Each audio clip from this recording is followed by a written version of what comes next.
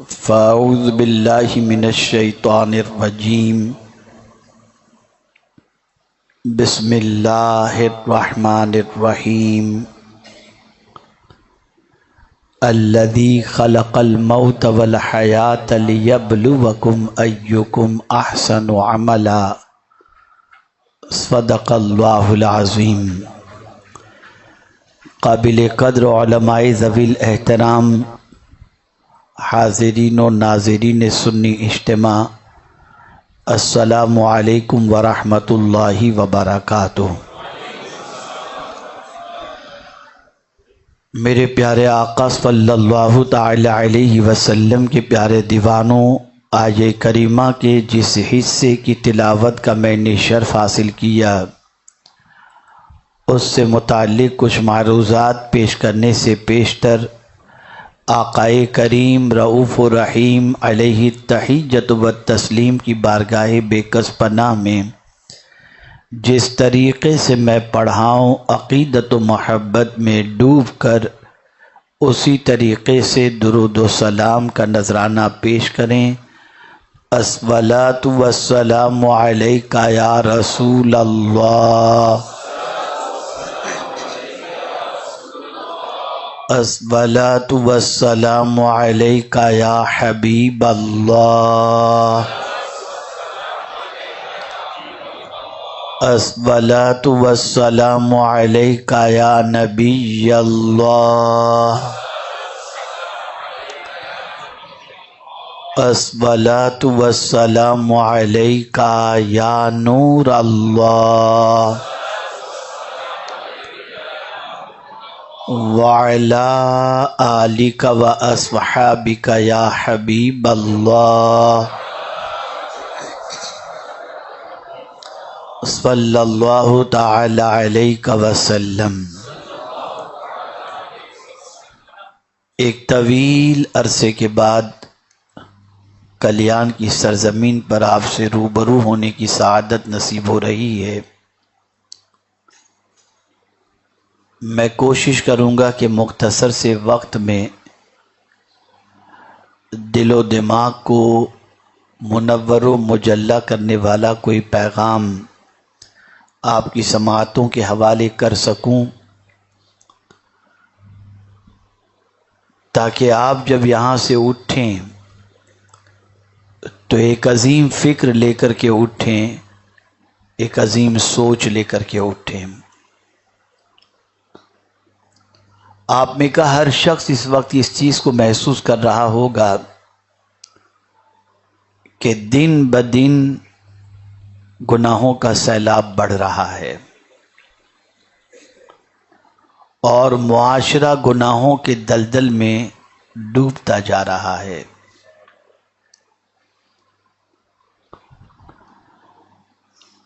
Situation ایسی بن چکی کہ کل تک گناہ سمجھا جاتا، اور اگر کسی گناہ کو گناہ سمجھا جائے تو امید ہوتی ہے کہ انسان آگے چل کر کے اس سے بچے گا۔ لیکن اگر کسی معاشرے کی سچویشن ایسی ہو جائے کہ انسان گناہ کو ضرورت سمجھ بیٹھے کہ اس کے بغیر تو چارہ کار ہے ہی نہیں، تو پھر اس گناہ سے بچنا انسان کے لیے مشکل ہو جاتا ہے۔ آج اگر ہم دیکھیں اور جائزہ لینے کی کوشش کریں اپنے وجود میں، اپنے معاشرے میں، تو آپ اس چیز کو محسوس کر سکیں گے کہ میرے پیارے آقا صلی اللہ تعالی علیہ وسلم کے پیارے دیوانوں، آج کے دور کا مسلمان اپنا مقصد حیات بھول چکا ہے۔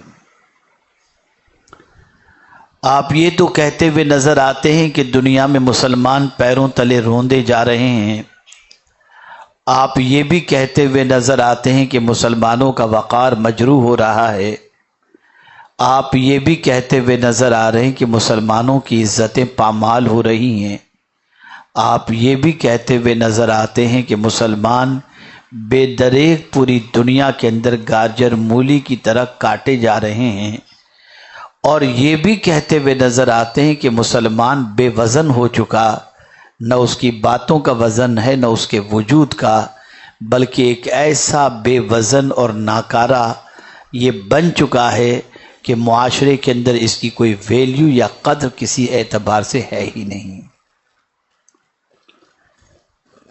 کبھی آپ نے یہ جاننے کی کوشش کی کہ آخر ایسا کیوں ہوا؟ وہ کون سی غلطی ہم سے ہوئی جس کی وجہ سے آج زمانہ اپنی ٹھوکروں میں ہمیں لے رہا ہے اور معاشرے نے ہمارے سر سے وقار کا تاج اتار لیا؟ تو اگر میں 2 لفظوں میں کہوں تو بس اتنا کہہ سکتا ہوں، جو چیز بھی اپنا مقصد بھول جائے یا مقصد فراموش کر دے، اس چیز کی پھر کوئی عزت نہیں رہتی۔ آئیے میں سمجھاتا ہوا چلوں، آپ میں سے بہت سارے کہیں نہ کہیں جاب کرتے ہوں گے۔ آپ کو اگر بحیثیت ایمپلائی اپوائنٹ کرنے کے لیے کوئی اپوائنٹمنٹ لیٹر دیا گیا تو آپ سے کچھ امیدیں وابستہ تھیں، آپ کو رکھنے کا کوئی مقصد تھا، آپ کو جاب پر بلانے کے بعد کھلانے پلانے کے لیے جاب نہیں دی گئی تھی، بلکہ آپ کو جاب کسی مقصد کے لیے دی گئی، لیکن آپ وہاں جانے کے بعد اپنا مقصد بھول گئے۔ آپ یہ سوچ میں پڑ گئے کہ کھائیں پئیں ٹائم ویسٹ کریں، اس کے علاوہ کیا ہے۔ نتیجتاً آپ نے وہ مقصد جس مقصد کے تحت آپ کو جاب ملا تھا، اس مقصد کو جب آپ فراموش کر دیں گے اور وہ مقصد پورا نہیں کریں گے تو آپ کو چند ہی دنوں کے اندر جو عزت کی کرسی ملی تھی وہ آپ سے چھین لی جائے گی اور آپ کو سیدھا آفس کا دروازہ دکھا دیا جائے گا اور کہا جائے گا آپ جا سکتے ہیں۔ اسے ہر اعتبار سے آپ دیکھ لیں، جب کوئی شخص اپنے مقصد کو فراموش کر جاتا ہے تو اس کی عزت چلی جاتی ہے۔ جب بھی کوئی چیز اپنا مقصد فراموش کر دے یا مقصد پورا نہ کرے، اس کی کوئی عزت نہیں رہتی۔ یہ مائک ہے، اس وقت اتنے احترام کے ساتھ اچھی طریقے سے اسے سیٹ کر کے میرے سامنے رکھا گیا، اس کی وجہ یہ ہے کہ اس کو یہاں پر رکھنے کا مقصد اور لانے کا مقصد یہ ہے کہ یہ میری آواز آپ تک پہنچائے، لیکن اگر یہ خراب ہو جائے تو اس کی جگہ یہ نہیں ہوگی، ایک کونا ہوگا، کباڑ خانہ ہوگا، جہاں لے جا کر کے اس کو پھینک دیا جائے گا، اس لیے کہ مائک نے اپنا مقصد پورا کرنا چھوڑ دیا۔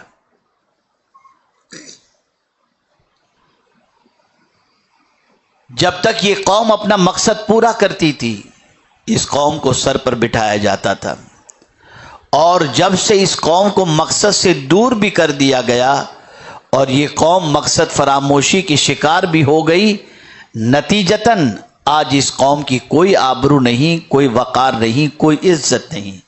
آئیے میں سمجھاتا ہوا چلوں تاکہ آپ محسوس کر سکیں۔ آج پوری دنیا کے انسانوں کی سوچ دیکھ لیجئے، پوری دنیا کے مسلمانوں کی سوچ دیکھ لیجئے، ان سے پوچھئے کہ پرپز آف لائف کیا ہے، آپ کی زندگی کا مقصد کیا ہے۔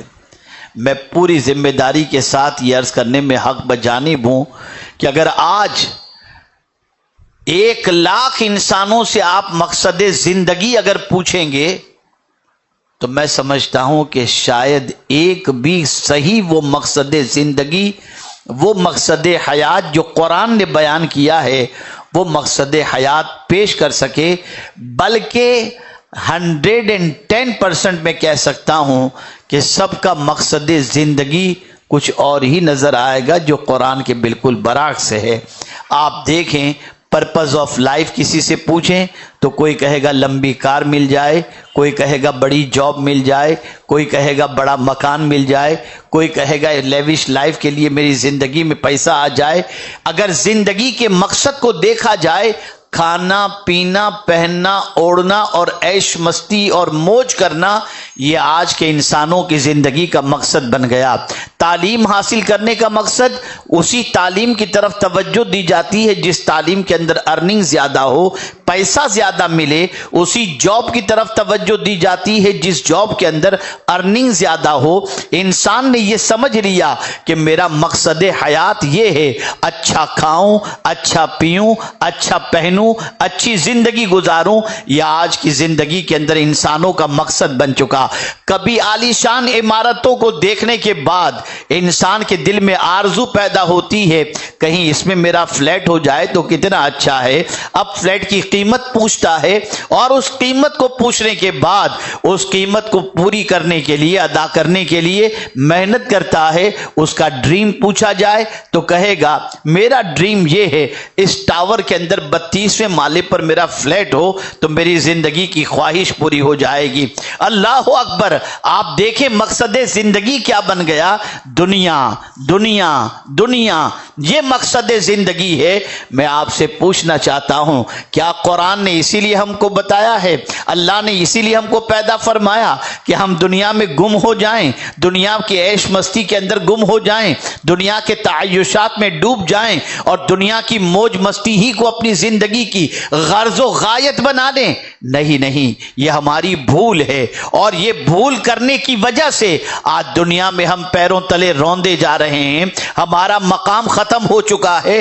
لیکن آپ اگر دیکھیں جو لوگ اپنے کریٹ کا مقصد سمجھ لیتے ہیں, اپنے پیدا ہونے کا مقصد سمجھ لیتے ہیں, اپنا مقصد زندگی جان لیتے ہیں اور اس پر جب چلنا شروع کر دیتے ہیں تو پھر ان کے پاس عالیشان مکان ہو یا نہ ہو, میرا رب انہیں عزت کے تاج عطا فرما دیا کرتا ہے, انہیں وقار کا تاج عطا فرما دیا کرتا ہے, انہیں بلند و بالا مقام عطا کر دیا جاتا ہے اور انہیں عزت و سربلندی عطا کر دی جاتی ہے. آپ ذرا دیکھیں, قرآن سے پوچھیں اے قرآن تو ہمیں بتا اللہ نے موت اور زندگی کو کیوں پیدا کیا ہے, کس وجہ سے اللہ نے اس کی تخلیق فرمائی. سورہ ملک کی بیٹا ایک مرتبہ درود شریف پڑھ لے بیٹا, بیٹھ جاؤ بیٹا, بیٹھ جاؤ. اللہم صلی علی سیدنا و مولانا محمد معدن الجود والکرم وآلہ واصحابہ وبارک وسلم صلاۃ و سلاما علیک یا سیدی یا رسول اللہ صلی اللہ تعالی علیہ وسلم. آپ قرآن سے پوچھیں اے قرآن ذرا تو ہی بتا دے ہمیں اللہ نے کیوں پیدا کیا, ہماری موت کو پیدا کرنے کی وجہ کیا ہے اور زندگی کو پیدا کرنے کی وجہ کیا ہے. کاش کہ مسلمان قرآن سے رہنمائی حاصل کرتا. آج اگر میں دنیا کے مختلف ملکوں کا دورہ کرنے کے بعد انسان کی زندگی کی غرض و غایت کا مطالعہ کرتا ہوں تو میری عقل دنگ رہ جاتی ہے. انسان اپنے مقصد حیات سے بہت دور نکل چکا ہے, وہ مقصد حیات بھول چکا ہے, وہ مقصد پیدائش بھول چکا ہے, وہ مقصد زندگی بھول چکا ہے, وہ گم ہو چکا ہے. ایسے راستے پر چل پڑا ہے جس راستے پر چلنے کے بعد اس کو کانٹے تو مل سکتے ہیں, پھول کبھی نصیب نہیں ہو سکتے. اس راستے کا مسافر بن گیا جس راستے پر چلنے کے بعد اس کی زندگی میں بے قراری تو بڑھ سکتی ہے, سکون نہیں آ سکتا. اس راستے پر چل پڑا ہے جس راستے پر چلنے کے بعد اس کے دل کے اندر اضطراب تو پیدا ہو سکتا ہے, سامان تسکین نصیب نہیں ہو سکتا. آج ہم دیکھیں انسان بہت بلندی پر جا رہا ہے اور سامان تعیشات اس کے پاس بے شمار آ چکے ہیں, لیکن اگر پریشان ہے تو اس بات سے کہ میری زندگی میں سکون نہیں ہے. بے قراری دروازے پر ہی دستک نہیں دے رہی, بے قراری دل کے اندر آ چکی ہے, گھر کر چکی ہے. آئیے میں سمجھاتا ہوا چلوں. مقصد زندگی کیا ہے تو قرآن کہتا ہے الذی خلق الموت والحیات لیبلوکم ایکم احسن عملا. اسی نے تم کو پیدا کیا, موت اور زندگی کو اسی نے پیدا کیا. کیوں پیدا کیا؟ کیوں پیدا کیا؟ لیبلوکم, تاکہ تمہیں آزمائے. پتہ چلا زندگی آزمائش کا نام ہے. ہماری زندگی کا ایک ایک لمحہ امتحان کا ہے. ہم یہاں پر ایگزام ہال کے اندر بیٹھے ہیں. یہ دنیا ہے کیا؟ یہ امتحان کی جگہ ہے. کہ اس امتحان کی جگہ کے اندر آپ ذرا سوچیں. میں تھوڑا سا آپ کے ذہن کو مضمون سے قریب کرتے ہوئے میں عرض کروں تاکہ آپ سمجھ سکیں. آپ میں سے بہت سارے بچے تعلیم کے میدان کے اندر تباہ آزمائی کر رہے ہیں اور قسمت اپنی آزماتے ہوئے نظر آتے ہیں. آپ نے ایگزام کا معاملہ دیکھا ہوگا, ایگزام ہال کا معاملہ دیکھا ہوگا. اگر 3 گھنٹے کا ٹائم ہوتا ہے پیپر کا, ایگزام کا, صبح 10 بجے سے لے کر 1 بجے تک, تو آپ اگر اس ایگزام ہال کے اندر بیٹھ جاتے ہیں, آپ نے سوال کا پرچہ پڑھ لیا اور پھر لکھنا آپ نے شروع کیا. آپ مگن ہیں لکھنے کے اندر, آپ مگن ہیں لکھنے کے اندر. بعض کوشچن کے جواب کے بارے میں آپ نے سوچا اسے بعد میں لکھوں گا, اسے بعد میں لکھ دوں گا, پہلے اس کو کمپلیٹ کر لوں پھر اینڈ میں اس کو لکھوں گا. اتنے میں تو آواز آتی ہے ٹائم از اوور. آپ کہیں سر 5 منٹ کا نہیں, آپ کا ٹائم فنش ہو چکا, پیپر آپ کے ہاتھ سے چھین لیا جائے گا.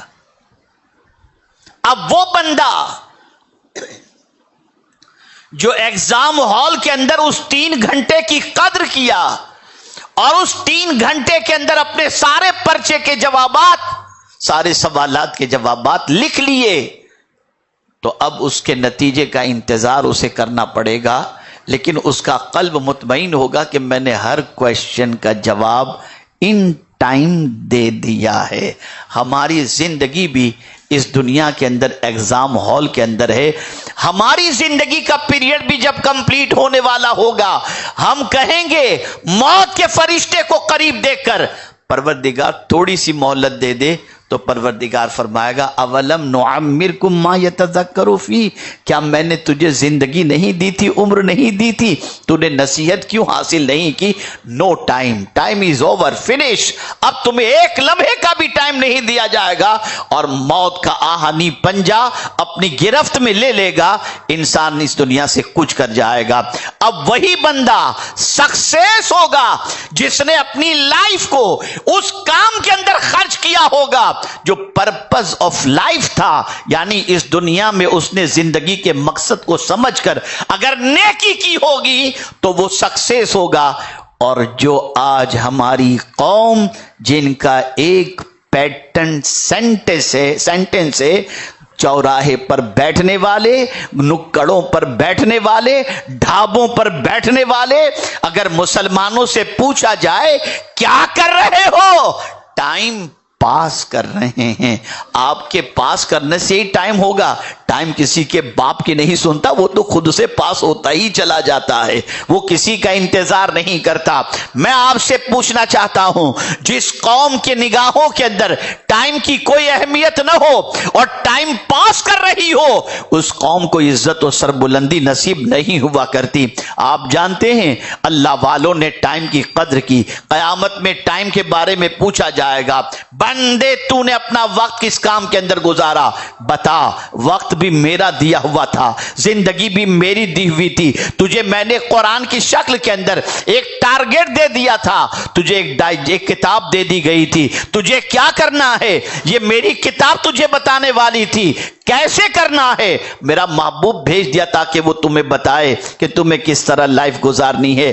لیکن تم نے پرپز آف لائف یہ سمجھا انجوائے کرو, یہ انجوائے کی جگہ نہیں تھی. اگر کوئی ایگزام ہال میں جا کر کے ڈانس کرے تو وہ کبھی سکسیس نہیں ہو سکتا. ایگزام ہال کے اندر تو سیریس رہنا ہوگا, پیپر کی تیاری کرنی ہوگی, محنت کرنی ہوگی, پیپر ٹائم پر کمپلیٹ کرنا ہوگا, تب جا کر کے تم نتیجے کے اندر کامیابی حاصل کر سکو گے. آپ ذرا سوچو, اللہ نے ہمیں اس لیے پیدا کیا, موت کو اس لیے پیدا کیا, زندگی کو اس لیے پیدا کیا تاکہ ہم اچھے کام کریں, نیک اعمال کریں. پرپز آف لائف یہ ہے کہ اس دنیا میں اچھے کام کرو تاکہ جہاں سے آئے ہو وہاں جب پلٹ کر کے جاؤ تو تمہاری زندگی وہاں کی خوشگوار گزر سکے. ہم یہاں کے لیے آئے ہی نہیں ہیں. توجہ چاہوں گا جملے پر, جس دنیا میں ہم رہ رہے ہیں نا، اس دنیا کے لیے ہم آئے ہی نہیں ہیں.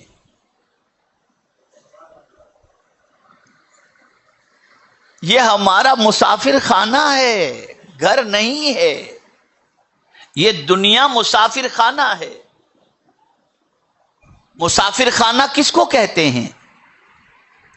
آئیں جائیں لوگ، آتے ہیں رکتے ہیں چلے جاتے ہیں، آتے ہیں رکتے ہیں چلے جاتے ہیں. مسافر خانہ کسی کا پرماننٹ ٹھکانہ نہیں ہوتا.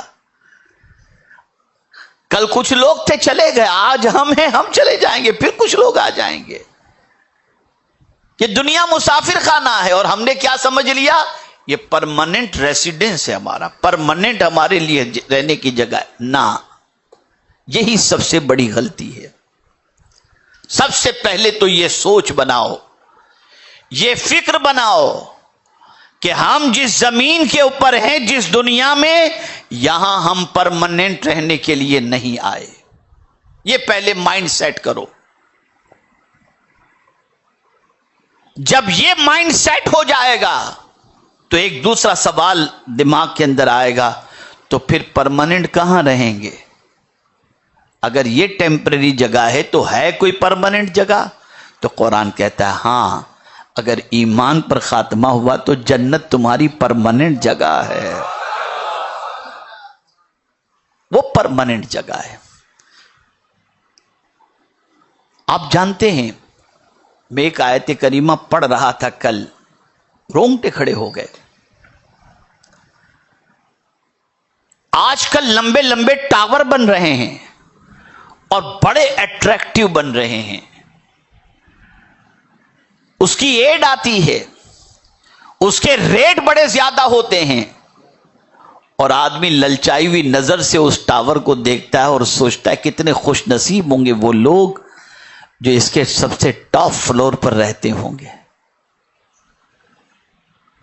اب قرآن کیا کہہ رہا ہے سنیے.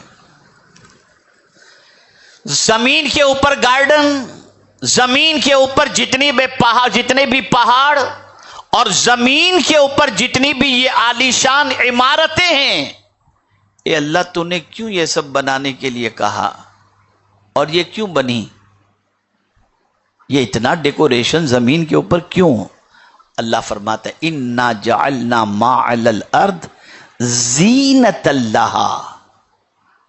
جو کچھ زمین کے اوپر ہم نے بنایا وہ ان کے لیے زینت کی چیز تھی، آنکھوں کو بھانے والی چیز، اٹریکشن والی چیز. لیکن یہی وہ چیز ہے جس چیز کے اندر انسان گم ہو کر، توجہ چاہوں گا جملے پر، چیزوں میں گم ہو کر چیزوں کو پیدا کرنے والے کو بھول جاتا ہے. اب ہم اس کو امتحان میں ڈال رہے ہیں. بندے تو امتحان میں ہے، چیز سے محبت ہے کہ خدا سے تجھے محبت ہے؟ ہم دیکھتے ہیں کہ بندہ ان کشش والی چیزوں کی طرف مائل ہو کر اسے پانے کے لیے حرام کی طرف بڑھ جاتا ہے، حلال کی توجہ چھوڑ دیتا ہے، ٹوپی پہناتا ہے، لوگوں سے پیسے اینٹتا ہے، نہ جانے کیا کیا کرتا ہے، اور چاہتا ہے کہ اس کی آسائش کی زندگی ہو جائے. پتہ چلا مقصد زندگی بھول گیا. مقصد زندگی یہ نہیں تھا کہ اس کو فلیٹ مل جائے، مقصد زندگی یہ نہیں تھا کہ اس کو محل مل جائے. تو پھر مقصد زندگی کیا ہے؟ مقصد زندگی یہ ہے کہ تو اپنی مرضی کی زندگی نہیں، خدا کی مرضی کی زندگی گزار.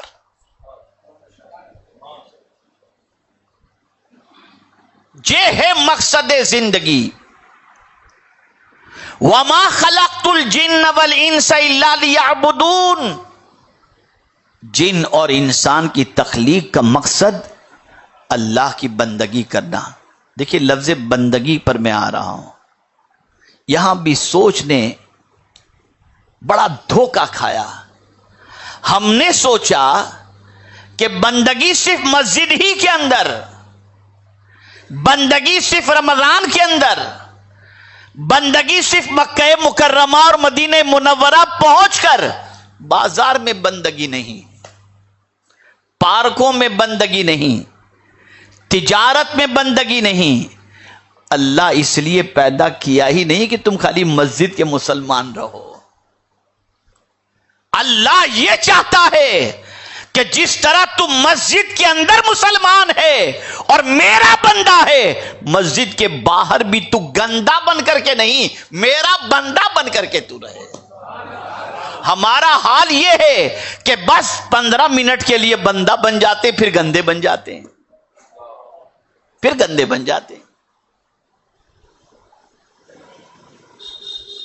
یہ پرپز آف کریشن نہیں ہے.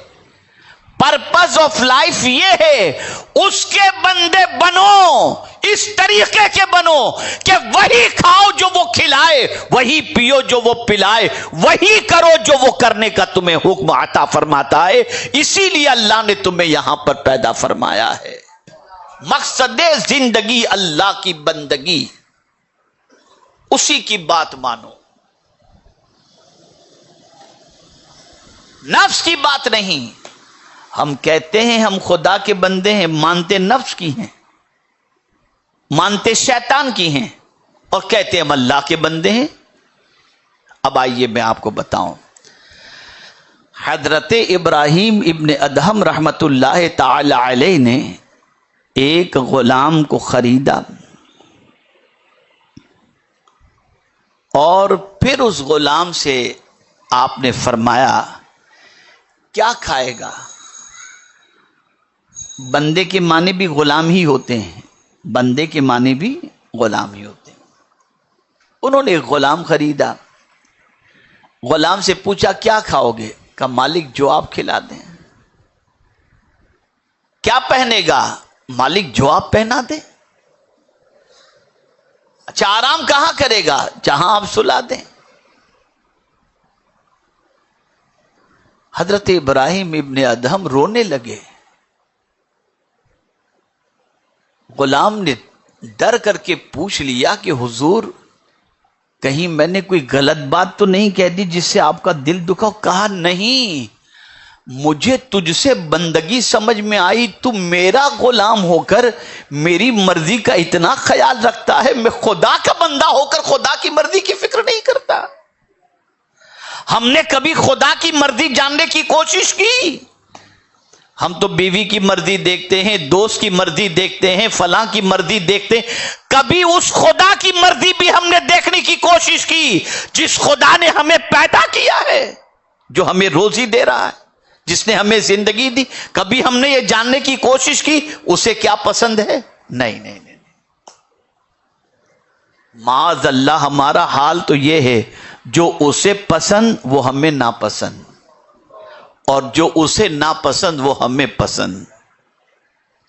پکچر دیکھنا اسے ناپسند، مسلمانوں کو پسند. گندی پکچریں دیکھنا اس کو ناپسند، مسلمانوں کو پسند. ٹائم پاس کرنا اس کو ناپسند، مسلمان کو پسند. عیاشی کرنا اس کو ناپسند، مسلمان کو پسند. جوا کھیلنا اسے ناپسند، مسلمان کو پسند. حیرت کی بات تو یہ ہے، کہتے ہیں کہ ہم خدا کے بندے ہیں اور خدا کی پسند کی فکر ہی نہیں ہے.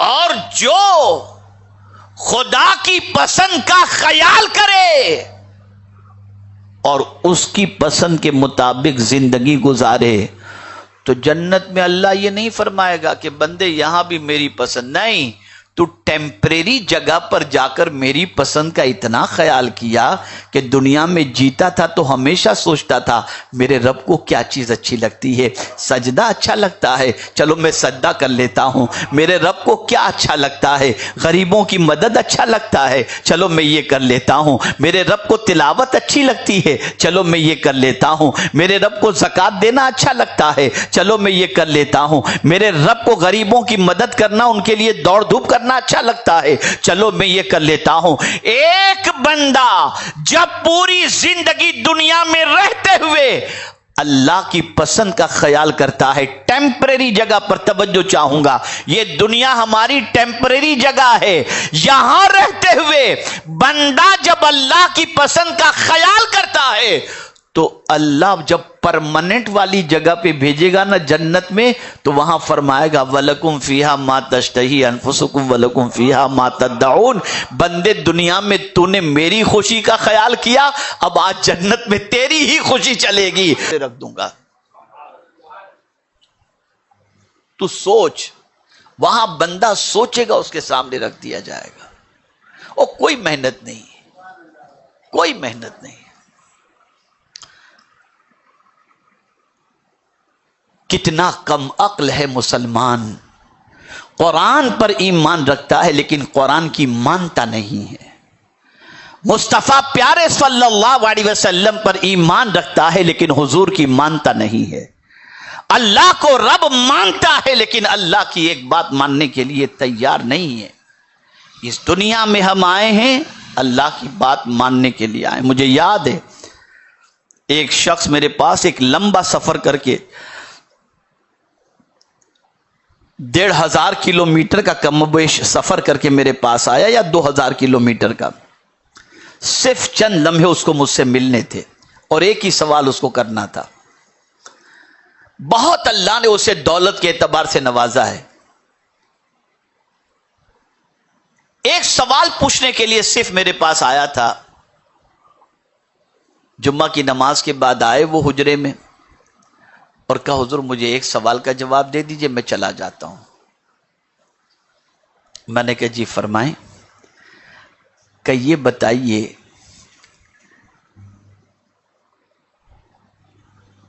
کہ ہم اس دنیا میں کیوں آئے؟ وہی سوال۔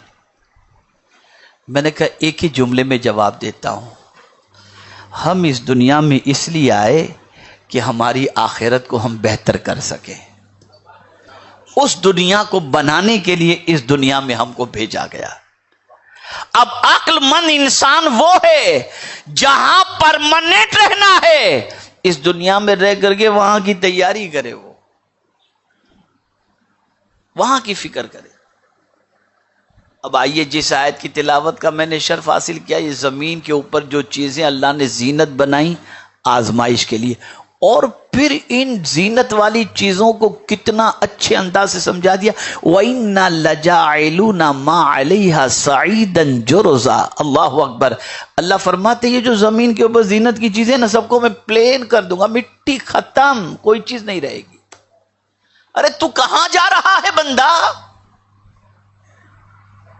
وہ چیز جسے پروردگار ختم کر دے گا اس کی کشش میں تو جا رہا ہے۔ اور جنت بھی کیا ختم ہوگی؟ تو اللہ فرماتا ہے نہیں خالدین فیہا ابدا، اس میں تو ہمیشہ رہے گا، ختم ہونے والی چیز نہیں۔ یہاں ایک بات عرض کروں، ایک صاحب نے بہت خوبصورت بنگلو بنایا، بہت خوبصورت۔ اب ظاہر سی بات ہے کہ جب آدمی بہت اچھا بنگلو بنا لے تو چاہے گا کہ ہر کوئی آئے اور تعریف کر کے جائے۔ کرٹن بھی بڑے اچھے، فرنیچر بھی بڑا زبردست، سب کچھ بہت ویل سیٹ۔ دعوت کی لوگ آئے، ہر کوئی تعریف کر رہا ہے، کیا میچنگ کا کلر ہے، کیا پی یو پی ہے، کیا ڈیکوریشن ہے، کیا لائٹنگ ہے، کیا نل ہے، سب تعریف کرتے کرتے ماشاءاللہ گئے، کھائے پی اور چلے گئے۔ اس کے دل میں خیال آیا کہ اپنے علاقے میں ایک بزرگ رہتے ہیں اللہ والے، ذرا ان کو بھی بلا لیا جائے، ان کے قدم پڑ جائیں تو اور اچھا ہو۔ گیا بلانے کے لیے، بس یہ آخری بات میں عرض کر دوں، گیا بلانے کے لیے، تشریف لائے، قدم رکھا انہوں نے بنگلے کے اندر، دیکھا، کہا بیٹا جاؤ اب۔ تو بنگلے والے نے کہا حضور کیا آپ کو میرا گھر اچھا نہیں لگا؟ جیسے کہ انہوں نے کوئی تعریف نہیں کی نا، تو اسے گھبراہٹ ہوئی کہ کیا اچھا نہیں لگا؟ تو اس نے پوچھ لیا کہ حضرت یہ گھر اچھا نہیں لگا آپ کو، کوئی کمی ہے اس کے اندر؟ وہ تو آپ بتا دیں۔ کہا بیٹے اس گھر میں جو بھی رہے گا مر جائے گا۔ پڑھا لکھا تھا نا، بنگلہ تو معمولی آدمی نہیں بناتا نا، تھوڑی سی سوجھ بوجھ بھی ہوتی ہے۔ مسکرایا، کہا حضرت یہ تخصیص میرے لیے تھوڑی ہے کہ بنگلے میں رہنے والا ہی مرے گا، فلیٹ میں رہنے والے بھی مرتے ہیں، جھوپڑی میں رہنے والے بھی مرتے ہیں، آدمی کی موت جب آئے گی تب تو سب نے مرنا ہی ہے۔ کسی بھی گھر میں رہے آدمی، بنگلے میں رہے کہ فلیٹ میں رہے، تو آپ نے فرمایا اس گھر میں رہنے والے مریں گے، یقیناً جب موت آئے گی تو سب مریں گے، کوئی باقی تو رہنے والا نہیں۔ کیا کوئی گھر ایسا بھی ہے جہاں آدمی مرے گا نہیں؟ اب یہ سوال اس اللہ والے سے اس نے پوچھا، اللہ والے تھے نا، قرآن پر نظر تھی، کہا بیٹا میں یہی چاہتا تھا کہ تو یہ سوال پوچھ اور میں تجھے جواب دوں۔ کوئی ایسا بھی گھر ہے جہاں کوئی مرے گا نہیں؟ بزرگ فرماتے ہاں، تو نے قرآن نہیں پڑھا وَأَنَّ الدَّارَ الْآخِرَةَ لَهِيَ الْحَيَوَانُ، آخرت کا گھر وہ گھر ہے جہاں انسان ہمیشہ زندہ رہے گا، وہاں موت ہے ہی نہیں، وہاں موت ہے ہی نہیں۔ تو اس دنیا میں ہمارے آنے کا مقصد عیش و عشرت، موج مستی، عیاشی اور گناہ ہے ہی نہیں۔ وہ کام یہاں ہم نے کرنے ہیں جن کام کے کرنے کے بعد ہماری آخرت اچھی ہو جائے، وہاں کی زندگی سنور جائے۔ تو کیا یہاں اچھے مکان نہیں خرید سکتے؟ کیا یہاں اچھے بنگلوں میں نہیں رہتے؟ بالکل رہو، بالکل رہو، اچھے مکان خریدو، سب کچھ کرو، اچھی گاڑیاں بھی خریدو، کوئی پرابلم کی بات نہیں ہے، لیکن ایک بات یاد رکھنا، یہیں کے لیے سب کچھ مت کرو، وہاں کے لیے بھی کچھ کرو، وہاں کے لیے بھی کرو۔ یہاں تو کوئی بھی ساتھ دے دے گا، وہاں کوئی ساتھ نہیں دے گا، بلکہ سن لو تفسیر روح البیان میں علامہ اسماعیل حقی رحمت اللہ تعالی علیہ فرماتے ہیں کہ کل بروز قیامت حضرت کعب رضی اللہ تعالیٰ عنہ کے روایت وہ لائے ہیں کہ کل بروز قیامت حضرت کعب رضی اللہ تعالیٰ عنہ فرماتے ہیں کہ ایک عورت کے اعمال نامے کو میزان پر تولا جائے گا تو نیکیاں اور گناہ دونوں اکول ہو جائیں گے، دونوں اکول۔ اللہ فرمائے گا اے خاتون ایک نیکی لے کر کیا، تیری بخشش ہو جائے گی۔ اب اس خاتون کے دل میں فوراً بیٹے کی یاد تڑپائے گی، میرا بیٹا مجھے بہت چاہتا تھا، میرے سر میں درد ہوتا تھا تو وہ رات بھر تڑپتا رہتا تھا، میرا سر دباتا تھا، ٹیبلٹ لاتا تھا، میرا بڑا خیال کرتا تھا، دنیا میں مجھے ذرہ برابر بھی میرے بیٹے نے تکلیف نہیں دی، چلو آج میدان محشر میں میرے بیٹے کو تلاش کر لوں، کہیں میرا بیٹا مل جائے تو میرا بیٹا ضرور مجھے ایک نیکی آج دے دے گا تو میری بخشش ہو جائے گی۔ اللہ کا نظام اس بے حساب انسانوں کے ہجوم میں ماں تلاش کرنے کے لیے نکلتی ہے، بیٹا مل جاتا ہے، بیٹے کو ماں دیکھ کر کے کہتی میرے لگتے جگر، تیری ماں کا مقدمہ خدا کی بارگاہ میں پیش ہوا اور تیری ماں کے نیکی اور اعمال نامے جب تولے گئے تو نیکی اور گناہ دونوں اکول ہوئے، اللہ نے فرمایا کہ ایک نیکی لے کر کیا تیری بخشش کر دوں گا، تو میرے بیٹے مجھے ایک نیکی دے دے، تیری ماں جنت میں چلی جائے گی۔ بیٹا کہے گا ماں آج کے دن میں تیری کوئی مدد نہیں کر سکتا۔ اب دیکھیے آگے کا، ماں کہتی ہے میرے بیٹے میں 9 مہینے تک تجھے اپنے پیٹ میں اٹھا کے رکھی، ایک نیکی دے دے۔ ماں آج کے دن میں تیری کوئی مدد نہیں کر سکتا۔ بیٹے 2 سال تک میں نے تجھے دودھ پلایا، ایک نیکی دے دے، تیری ماں جنت میں چلی جائے گی۔ ماں آج کے دن میں تیری کوئی مدد نہیں کر سکتا۔ ماں کہے گی میرے بیٹے تو جب نجاست کرتا تھا میں تیری نجاستوں کو اپنے ہاتھوں سے صاف کرتی تھی، تجھے نہلاتی تھی، دھلاتی تھی، تجھے بڑا کرنے کے اندر میں نے بڑی قربانیاں دی ہیں، بیٹا ایک نیکی دے دے، تیری ماں جنت میں چلی جائے گی۔ ماں آج کے دن میں تیری کوئی مدد نہیں کر سکتا۔ حضرت کعب فرماتے ہیں رضی اللہ تعالیٰ عنہ کہ جس بیٹے کے لیے ماں باپ حلال و حرام نہیں دیکھتے وہ بیٹا بھی قیامت کے دن کام نہیں آئے گا۔ قیامت کے دن اگر کوئی چیز کام آئے گی تو تمہارے اعمال کام آئیں گے، تمہاری نیکیاں کام آئیں گی۔ اس لیے تم دنیا کے اندر رہ کر آخرت کی تیاری کرو تاکہ قیامت کے دن تمہاری نیکیاں تمہاری نجات کا سامان بن سکیں۔ تو مقصد حیات عیاشی نہیں ہے، مقصد زندگی لہو و لعب نہیں ہے، مقصد زندگی کھیل کود نہیں ہے، مقصد زندگی ٹائم پاس کرنا نہیں ہے، مقصد زندگی اللہ کی بندگی کرنا ہے۔ اور بندگی صرف مسجد ہی کے اندر نہیں، باہر بھی اللہ کے بندے بن کر کے رہو، اور مسجد میں بھی اللہ کے بندے بن کر کے رہو، تاریکی کے اندر بھی اللہ کے بندے بن کر کے رہو، اور روشنی میں بھی اللہ کے بندے بن کر کے رہو۔ اگر بندے بن کر کے رہے تو پھر پروردگار جل جلالہ کی رحمت جوش میں آئے گی، اور جو بندہ دنیا میں خدا کی پسند کا خیال کرتا ہے، پروردگار آخرت میں اس کی پسند کے مطابق اسے نعمتوں سے مالا مال فرما دے گا۔ یہ چند کلمات خیر تھے جو میں نے آپ کی سماعتوں کے حوالے کیے، اس امید پر کہ پرپز آف لائف آپ سمجھیں گے۔ اور آخر میں یہ بتا دوں کہ آپ میں سے بہت سارے نمازی ہوں گے، عبادت گزار ہوں گے، یہ نہیں کہتا کہ سب دنیا کی محبت میں ڈوبے ہوئے ہوں گے، لیکن اگر پوری دنیا کے اندر اس وقت بے قراری اور اضطراب پھیل رہا ہے تو اس کی سب سے بڑی وجہ یہ ہے کہ مسلمانوں نے نیکیاں کرنا چھوڑ دیں، یا نیکیاں بھی کرتا ہے اس سے زیادہ وہ گناہ کرتا ہوا نظر آتا ہے۔ اگر 15 منٹ مسجد میں جا کر کے نماز پڑھ لیا تو 45 منٹ جا کر کے پکچر دیکھ کر کے سب ختم کرتا ہوا نظر آتا ہے۔ خدا کے لیے ہوش کے ناخن لو، گناہوں سے بچو، نیکی کے راستے پر چلو، تاکہ دنیا میں بھی اللہ سکون عطا فرمائے اور آخرت میں بھی سکون عطا فرمائے۔ مبارک مہینہ جاری ہے، عشرہ ذی الحجہ میں ہم اپنی زندگی کے ساعتوں کو گزار رہے ہیں۔ یہ وہ عشرہ ہے کہ اللہ کے رسول صلی اللہ علیہ وسلم ارشاد فرماتے ہیں کہ اس عشرے کی رات، عشرہ سے مراد 10 دن، یہ ذی الحجہ کے 1 سے لے کر 10 دن اور 10 راتیں، ان 10 راتوں کا مقام حضور فرماتے ہیں شب قدر کے برابر ہے، اور اللہ کو سب سے زیادہ نیکیاں اعمال اگر کسی دن کے اندر پسند ہیں تو ان 10 دنوں میں بندوں کے اعمال اللہ کو سب سے زیادہ پسند ہیں۔ روزے بھی رکھیں اللہ توفیق دے تو، اور گناہوں سے بچتے ہوئے ان 10 دنوں کا احترام کرتے ہوئے نیکیاں کرنے کی کوشش کریں۔ اللہ تعالیٰ مجھے آپ کو سب کو توفیق نصیب فرمائے۔